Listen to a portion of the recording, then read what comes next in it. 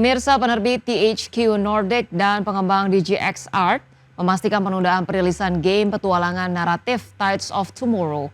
Penundaan dilakukan untuk memberi waktu tambahan agar pengembang dapat menyempurnakan pengalaman bermain sesuai masukan pemain. THQ Nordic bersama DGX Art mengumumkan bahwa Tides of Tomorrow mengalami penundaan perilisan selama 2 bulan dari jadwal awal. Game ini sebelumnya dijadwalkan rilis pada tanggal 24 Februari, namun kini dipastikan akan meluncur pada tanggal 22 April 2026. Penundaan dilakukan setelah tim pengembang mengumpulkan berbagai masukan dari demo yang dapat dimainkan dan beta tertutup yang sedang berlangsung. THQ Nordic menyebut waktu tambahan diperlukan untuk menanggapi masukan pemain serta menerapkan berbagai peningkatan dalam game. Dengan perpanjangan waktu pengembangan ini, DGX Art ingin memastikan Tides of Tomorrow mampu memberikan pengalaman petualangan berbasis narasi yang maksimal. Pengembang menargetkan kualitas cerita dan dunia permainan dapat tersaji lebih matang saat perilisan nanti. Tides of Tomorrow merupakan game petualangan naratif yang berlatar dunia samudra pasca apokaliptik bernama Elin. Dunia ini terancam oleh fenomena plastifikasi mematikan setelah terjadinya banjir besar yang mengubah peradaban manusia. Dalam game ini, pemain akan menjelajahi lautan dan platform terapung untuk mencari obat, mengumpulkan sumber daya, dan bertahan hidup. Pemain juga dapat mengikuti atau merespon jejak petualangan pemain lain, di mana setiap pilihan dan tindakan dapat mengubah kondisi dunia, karakter yang ditemui, serta hubungan antar suku dan musuh dalam alur cerita. Berbagai sumber untuk IDX Channel.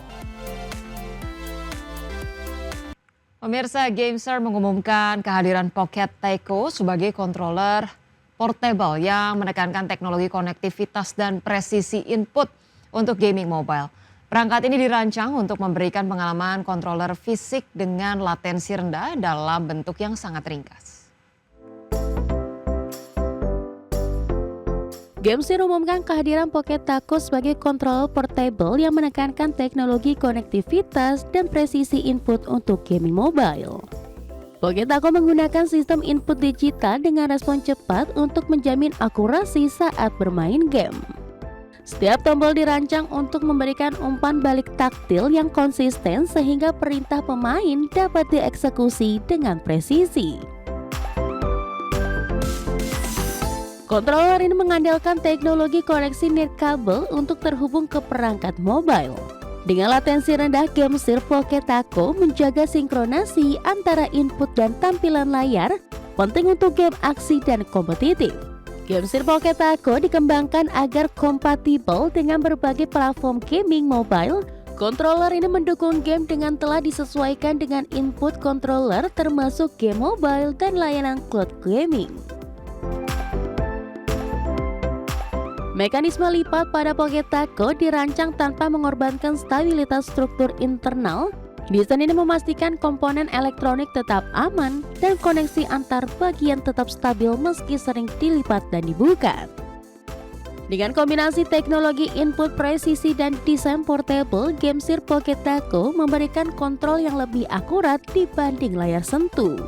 Hal ini menjadikannya solusi bagi pengguna mobile yang menginginkan pengalaman gaming lebih serius di perangkat ringkas. Berbagai sumber IDX Channel.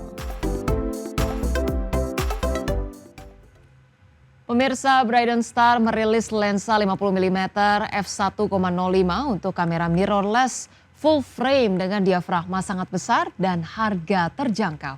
Lensa ini menawarkan kombinasi desain retro, teknologi optik dan performa cahaya rendah untuk fotografi kreatif.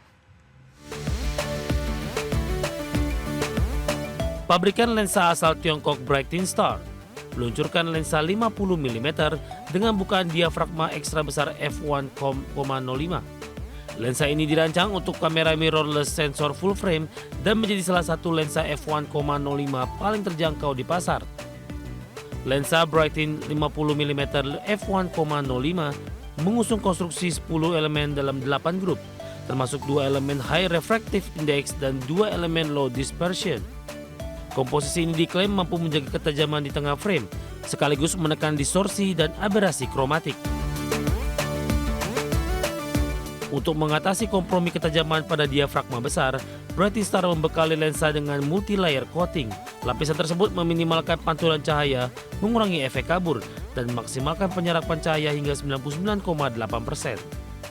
Dengan jarak fokal 50 mm pada sensor full frame, lensa ini bersifat serbaguna dan ideal untuk fotografi potret.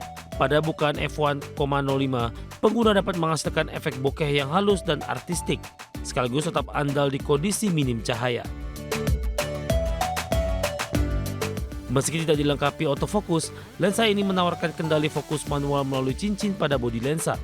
Lensa ini tersedia untuk Sony E-mount, Canon RF mount, Nikon Z mount, serta L mount dan dibanderol sekitar $270 Amerika atau sekitar 4,5 juta rupiah.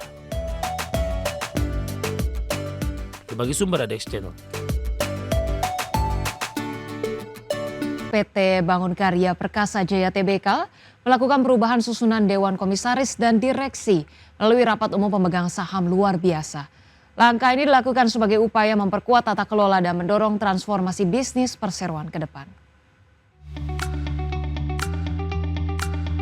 PT Bangun Karya Perkasa Jaya Tbk atau emiten berkode saham KRYA menggelar rapat umum pemegang saham luar biasa pada Rabu 21 Januari 2026. Dalam rapat tersebut, perseroan menyetujui perubahan susunan Dewan Komisaris dan Direksi. Kursi komisaris utama yang sebelumnya dijabat An Xiao Hong kini digantikan oleh Shenia Ayu Pangesti. Selain itu, KRYA juga mengangkat Nadira Zatina Kamil sebagai Direktur Perseroan. Manajemen KRYA menyampaikan proses penggantian komisaris utama telah berjalan sejak pekan kedua Desember 2025. Hingga saat ini perseroan tidak menyampaikan alasan detail terkait pergantian tersebut dalam keterbukaan informasi. Direktur Utama KRYA William Teng menyatakan keputusan RUU PSLB merupakan langkah strategis untuk memperkuat fondasi manajemen dan tata kelola perusahaan. Dengan susunan baru, perseroan optimistis dapat menjalankan transformasi bisnis secara lebih fokus dan berkelanjutan. Adapun susunan terbaru jajaran direksi dan Dewan Komisaris KRYA terdiri dari William Teng sebagai Direktur Utama, Brigita Noto Atmojo, dan Nadira Zatina Kamil sebagai Direktur. Sementara itu jabatan Komisaris Utama diisi Sheina Ayu Pangesti dengan William Ong sebagai Komisaris Independen. Tim Liputan, IDX Channel. Pemirsa, PT Rajaya Swasembada Tbk ini mengumumkan rencana pembelian kembali saham di tengah kondisi pasar yang berfluktuatif, di mana perseroan menyiapkan dana hingga 150 miliar rupiah untuk aksi buyback ini. PT Rajaya Swasembada Tbk akan melaksanakan buyback saham mulai 23 Januari hingga 23 April 2026. Dana maksimal yang disiapkan untuk aksi korporasi ini mencapai 150 miliar rupiah. Jumlah saham yang dibeli kembali tidak akan melebihi 20% dari modal disetor dengan porsi saham publik tetap minimal 7,5%. Manajemen Rajaya menegaskan aksi buyback tidak akan berdampak negatif terhadap kondisi keuangan perseroan. Struktur permodalan dan arus kas dinilai cukup kuat untuk membiayai buyback sekaligus menopang operasional perusahaan. Perseroan memastikan seluruh pelaksanaan tetap mengacu pada ketentuan pasar modal yang berlaku. Sebelumnya, Rajaya telah merealisasikan program buyback saham dengan dana maksimal 50 miliar rupiah pada April hingga Juli 2025. Sebanyak 25,7 juta saham hasil buyback tersebut dimanfaatkan untuk program Management and Employee Stock Option Plan atau MESOP tahap 1 2025.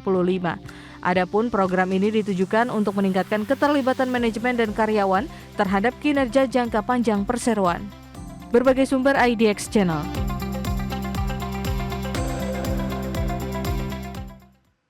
Pemirsa, PT United Tractors Tbk merespon kabar pencabutan izin tambang emas Martabe yang dioperasikan anak usahanya.